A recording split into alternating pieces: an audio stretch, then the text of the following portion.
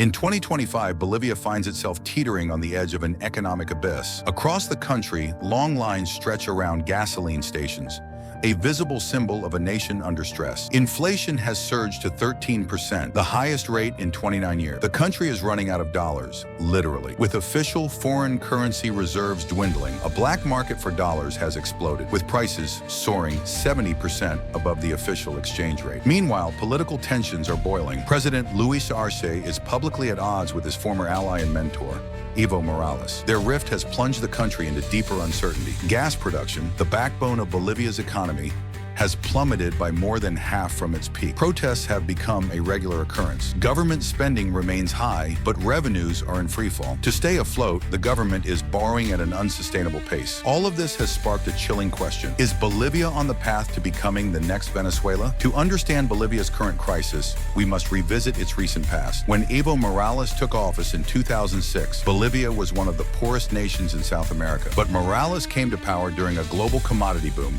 especially in natural gas, which Bolivia has in abundance. He seized the moment. In a bold move, Morales nationalized the country's hydrocarbons, renegotiated foreign contracts, and channeled the newfound wealth into massive social programs. And it worked at first. The economy flourished, growing at an average of 4.6% annually throughout his presidency. More than 2 million Bolivians, nearly a fifth of the population, were lifted out of poverty. The poverty rate fell from 60% in 2006 to 36% in 2017. By 2014, Bolivia's central bank had amassed $15 billion in international reserves, a record for the nation. But the foundation of this prosperity was fragile. It was built on one thing: high global gas prices. When commodity prices fell in 2014, the cracks began to show. As global gas prices dropped, Bolivia's revenues dried up. Making matters worse, the country had failed to invest in new gas fields. Gas production began to fall. Export volumes shrank. Public finances took a hit. Morales' decision to nationalize gas and oil, while politically popular, scared away foreign investors. Capital fled,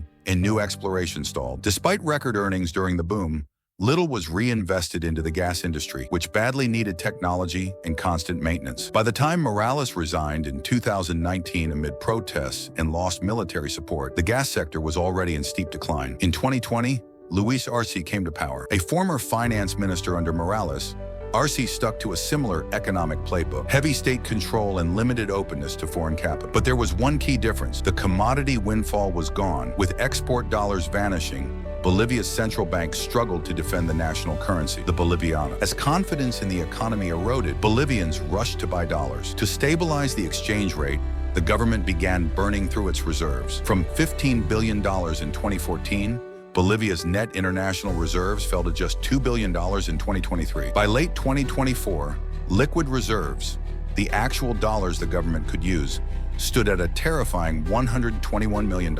That's virtually nothing for a national economy. As banks ran out of dollars, importers and everyday citizens couldn't access foreign currency through official channels. The result? Fuel shortages. Bolivia, which imports gasoline and diesel, simply couldn't afford to buy enough. Cities like La Paz and Santa Cruz saw long lines at gas stations. Meanwhile, the black market thrived. Dollars changed hands at nearly double the official rate, a telltale sign of a population losing faith in its own currency. Bolivia's situation mirrors the early stages of Venezuela's catastrophic collapse in striking ways. Venezuela relied almost entirely on oil. Bolivia, though more diversified, has leaned heavily on natural gas, 47% of its exports during peak years. Both countries use commodity booms to fund ambitious social programs and reduce poverty. But when prices fell, the financial foundations crumbled. Venezuela fixed its exchange rate and restricted dollar access, leading to a runaway black market. Bolivia did the same, defending a fixed rate since 2011 until reserves ran dry. Venezuela's inflation didn't hit 1,000% overnight. It climbed 50%, then 100%, then 1,000%. Bolivia is still far from that level, but 13% inflation, the third highest in South America behind only Venezuela and Argentina, is a flashing red light. Like Hugo Chavez,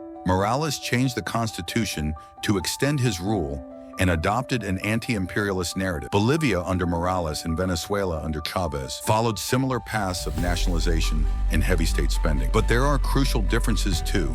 Despite the alarming similarities, Bolivia is not Venezuela, at least not yet. Unlike Venezuela, which imported up to 80% of its food, Bolivia produces around 77% of what it consumes. That alone reduces the risk of a total humanitarian collapse. Venezuela devolved into an outright dictatorship under Nicolás Maduro. Bolivia, while politically strained, still maintains democratic processes. Opposition voices exist, and power can shift. Arce's own political survival may depend on public sentiment, unlike Maduro, who has clung to power at all costs. Arce's falling out with Morales creates a political opening. If Bolivia's economy continues to falter, unions and social movements may shift their support, something that never truly happened in Venezuela until it was too late. So, what comes next? Bolivia is on a knife's edge. If it doesn't course correct, reform its fiscal policies, reduce its dependence on gas, attract foreign investment, and allow its currency more flexibility, it may continue sliding into a deeper crisis. But unlike Venezuela, there is still time to change course. Bolivia may not become South America's next total collapse. It could instead follow a path more like Argentina under Kirchnerism: chronic inflation,